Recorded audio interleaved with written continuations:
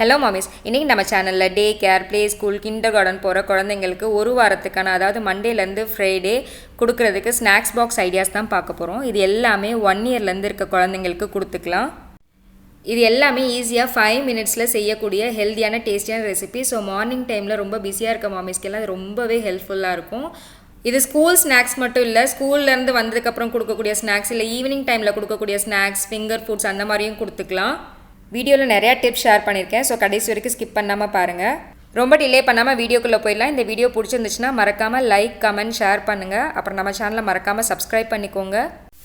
நம்ம பார்க்க போகிற ஃபஸ்ட்டு டிஃபன் பாக்ஸ் ஐடியா. இது ஒரு 2 மினிட்ஸ்லேயே குயிக்காக ரெடி பண்ணிடலாம். இது பண்ணுறதுக்கு ஒரு கடாய் ஹீட் பண்ணியிருக்கேன். இதுக்கு பண்ணுறதுக்கு ஒரு கடாய் ஹீட் பண்ணியிருக்கேன். இது ரொம்பவே ஈஸியான ரெசிபி தான். நம்ம எப்போவும் வீட்டில் செய்கிற இட்லியில் தான் செய்ய போகிறேன். கொஞ்சமாக கடுகு நல்லா பொரிஞ்சதுக்கப்புறம் கொஞ்சமாக பெருங்காயம், இதோட கொஞ்சமாக மஞ்சள் தூள், கொஞ்சமாக கருவேப்பிலை சேர்த்துட்டு நல்லா பொரிஞ்சதுக்கப்புறம் இதோட இட்லி கட் பண்ணிவிட்டு சேர்த்துக்கலாம். இந்த மாதிரி இதெல்லாம் இட்லியில் நல்லா கோட் ஆகி ஓரளவு கிறிஸ்பியானதுக்கப்புறம் இதோட 1 டீஸ்பூன் அளவு தயிர் சேர்த்துக்கலாம்.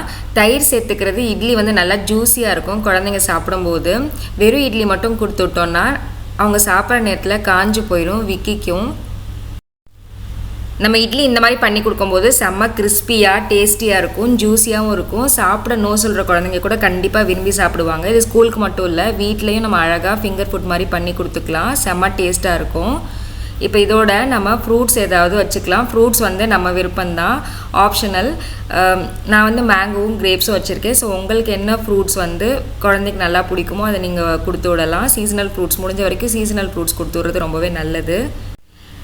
கிரேப்ஸ் வச்சு விடும்போது ரவுண்டாக வச்சு விடக்கூடாது, கட் பண்ணி தான் வைக்கணும். ஏன்னா கிரேப்ஸ் சோக் ஆகிறதுக்கு அதிக வாய்ப்புகள் இருக்குது. வீட்டில் இருந்தால் நம்ம கவனிச்சிட்ருப்போம், பட் ஸ்கூலுக்கு போனால் கண்டிப்பாக அவங்கள கவனிக்க கேர்டேக்கர் இருப்பாங்க. இருந்தாலும் நம்ம சேஃபர் சைடில் இருக்கிறது ரொம்ப நல்லது.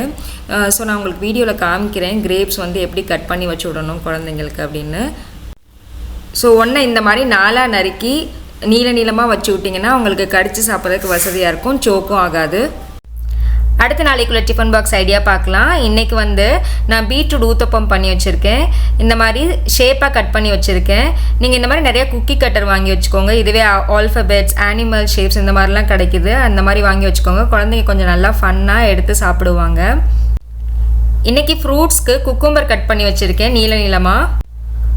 ஃப்ரூட்ஸ் தான் கொடுக்கணும்னு இல்லை, இந்த மாதிரி வெஜிடபிள்ஸ் கூட கொடுத்துக்கலாம். நீங்கள் குக்கும்பருக்கு பதிலாக அவகேடோ இருந்தால் அவகேடோ கூட கொடுத்து விடலாம். இதோட நான் நட்ஸ் லட்டு பண்ணியிருக்கேன். இந்த லட்டு 2 மினிட்ஸ்லேயே குயிக்காக ரெடி பண்ணிடலாம். அது எப்படி பண்ணுறதுன்னு பார்க்கலாம். இதில் ஒரு சின்ன டீஸ்பூனுக்கு 6 டீஸ்பூன் அளவு நட்ஸ் பவுடர் எடுத்திருக்கேன். நட்ஸ் பவுடர் ரெசிபி ஆல்ரெடி நம்ம சேனலில் இருக்குது, மாமிஸ் வேர்ல்டு நட்ஸ் பவுடர் அப்படின்னு செக் பண்ணி பாருங்கள். இதில் ஒரு 1.5 டீஸ்பூன் அளவு நெய் சேர்த்துக்கலாம். இதில் 1 டீஸ்பூன் அளவு நாட்டு சர்க்கரை சேர்த்துக்கிறேன். இதை லட்டு மாதிரி நம்ம உருட்டி எடுத்துக்கலாம். இதுவே நல்லா உருண்டை மாதிரி பிடிக்க வந்துடும். நம்ம தனியாக குக் பண்ணணும் அப்படின்னு அவசியம் இல்லை. நான் எடுத்த அளவுக்கு எனக்கு 3 உருண்டை வந்தது. நீங்கள் எக்ஸ்ட்ரா இருந்தால் தனியாக கூட ஸ்டோர் பண்ணி வச்சுக்கலாம், அப்புறமா யூஸ் பண்ணிக்கலாம்.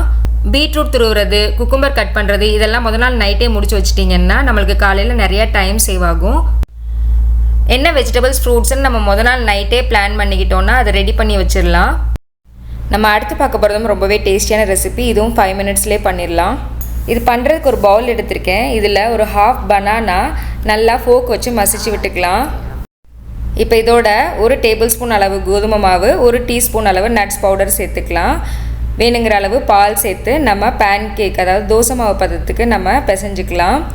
நட்ஸ் ஃபஸ்ட் டைம் ட்ரை பண்ணுறீங்கன்னா தடவையே ஸ்கூலில் கொடுத்து ட்ரை பண்ணாதீங்க. வீட்டில் கொடுத்து ட்ரை பண்ணி நல்லா குழந்தைக்கு பழக்கம் இருந்தால் தான் நம்ம ஸ்கூலுக்கு கொடுத்து விடலாம். இது நல்லா மிக்ஸ் பண்ணிவிட்டு நல்லா தோசை பதத்துக்கு வந்ததுக்கப்புறம் நம்ம தவாவில் பேன் கேக் மாதிரி பண்ணி எடுத்துக்கலாம். இப்போ ஒரு தவா ஹீட் பண்ணியிருக்கேன். இதில் நம்ம கீயோ பட்டரோ சேர்த்துட்டு பேன் கேக் ஊற்றி எடுத்துடலாம். பேன் கேக் நல்லா வெந்ததுக்கப்புறம் திருப்பி விடணும், இல்லைனா இந்த மாதிரி எடுக்க வராமல் இருக்கும். நல்லா வெந்ததுக்கப்புறம் தான் நல்லா திருப்ப வரும். இது நான் எக் இல்லாமல் பண்ணியிருக்கேன். ஏன்னா எக்கு நம்ம சேர்க்கும் போது மேபி ஸ்கூலில் எக்கு ஸ்மெல் வர்றதுக்கு சான்சஸ் இருக்குது. இது குழந்தைங்க ஸ்கூலில் சாப்பிட்றதுக்கு நல்லா சாஃப்டாக தான் இருக்கும், ட்ரை ஆகாது. இதோட மாதுளையும் வச்சுருக்கேன். நீங்கள் மாதுளம்பழம் கொடுக்குறதா இருந்தால் முதல் நாள் நைட்டே எடுத்து வச்சுருங்க, அப்போ தான் ஈஸியாக இருக்கும். இந்த டிஃபன் பாக்ஸும் நம்ம எவ்வளோ பிஸியாக இருந்தாலும் ஒரு 5 மினிட்ஸ்லேயே வந்து ரெடி பண்ணிடலாம். குழந்தைங்களுக்கும் பிடிச்ச மாதிரி கொடுத்து விடலாம். அடுத்த டிஃபன் பாக்ஸ் ஐடியா பார்த்துடலாம். இது பண்ணுறதுக்கு 1 டீஸ்பூன் அளவு கடலை மாவு எடுத்திருக்கேன். இந்த ரெசிபி வந்து நம்ம பன்னீர் வச்சு தான் செய்ய போகிறோம். 1 டீஸ்பூன் கடலை மாவுக்கு 1 டீஸ்பூன் அளவு தயிர் சேர்த்துக்கலாம். ஈக்குவல் அமௌண்ட் சேர்த்துக்கலாம். இப்போ இதை நல்லா ஃபோக் வச்சு மிக்ஸ் பண்ணி விட்டுருங்க. மிக்ஸ் பண்ணிவிட்டு இதோட கொஞ்சமாக அஜ்வைன், அதாவது ஓமம், கொஞ்சம் மஞ்சள் தூள், தேவையான அளவு உப்பு சேர்த்துட்டு நல்லா மிக்ஸ் பண்ணி விட்டுருங்க. இப்போ இந்த மிக்சரை பன்னீரோட நல்லா கோட் பண்ணிக்கலாம். உங்களுக்கு டைம் இருந்துச்சுன்னா ஒரு 10 நிமிஷம் ஊற விடலாம். அப்படி இல்லைன்னா நீங்கள் இமீடியட்டாக கூட டோஸ்ட் பண்ணி எடுத்துக்கலாம். ஒரு தவா ஹீட் பண்ணிவிட்டு கீயில் டோஸ்ட் பண்ணி எடுத்துடலாம். கீயே சேர்த்துக்கோங்க, அப்போ தான் நல்லா கிறிஸ்பியாக கிடைக்கும். பன்னீர் ஏற்கனவே எல்லா குழந்தைங்களுக்கும் ஃபேவரேட். நம்ம இன்னும் கிறிஸ்பியாக பண்ணி கொடுக்கும்போது இன்னும் நல்லா சூப்பராக விரும்பி சாப்பிடுவாங்க. இதை திருப்பி எல்லா சைடும் வேக வச்சுருங்க நல்லாவே. இது என் பொண்ணோட ஃபேவரேட்டும் கூட. கண்டிப்பாக ஒரு தடவை ட்ரை பண்ணி பாருங்கள். நீங்கள் பண்ணுற ஈஸி அண்ட் குயிக் ரெசிபீஸும் எனக்கு கமெண்ட்டில் மறக்காமல் மென்ஷன் பண்ணுங்கள். நான் பார்த்து தெரிஞ்சுக்குவேன். அது ரீட் பண்ணுறவங்களுக்கும் ரொம்பவே ஹெல்ப்ஃபுல்லாக இருக்கும். அடுத்த டிஃபன் பாக்ஸ் ஐடியா பார்க்கலாம். இதுவும் வந்து குயிக்காக ஒரு 5 மினிட்ஸில் ரெடி பண்ணிடலாம். ஒரு பவுலில் 2 டேபிள் ஸ்பூன் அளவு ராகி மாவு எடுத்திருக்கேன். நீங்கள் ராகி மாவுக்கு பதிலாக கம்பு மாவு, இல்லை வேறு ஏதாவது மில்லட்ஸ் மாவு, மிக்ஸ்டு மில்லட்ஸ் மாவு, இல்லை சத்து மாவு அந்த மாதிரி கூட சேர்த்துக்கலாம். இதோட ஒரு 2 டேபிள் ஸ்பூன் அளவு வெள்ளரிக்காய் துருவிட்டு சேர்த்துருக்கேன். சேர்த்துட்டு கொஞ்சமாக வேணுங்கிற அளவு உப்பு சேர்த்துட்டு தேவையான அளவு தண்ணி சேர்த்து நம்ம தோசை மாவு பதத்துக்கு பிணைஞ்சிக்கலாம். ரொம்ப தண்ணியாகவும் ஆயிடக்கூடாது. ரொம்ப தண்ணியாக இருந்தால் தோசை ஊற்ற வராது. இப்போ ஒரு தவா ஹீட் பண்ணிவிட்டு இதை வந்து நம்ம பேன் கேக் மாதிரி ஊற்றி எடுத்துடலாம். நான் இப்போ குட்டி குட்டியாக பேன் கேக் மாதிரி ஊற்ற போகிறேன்.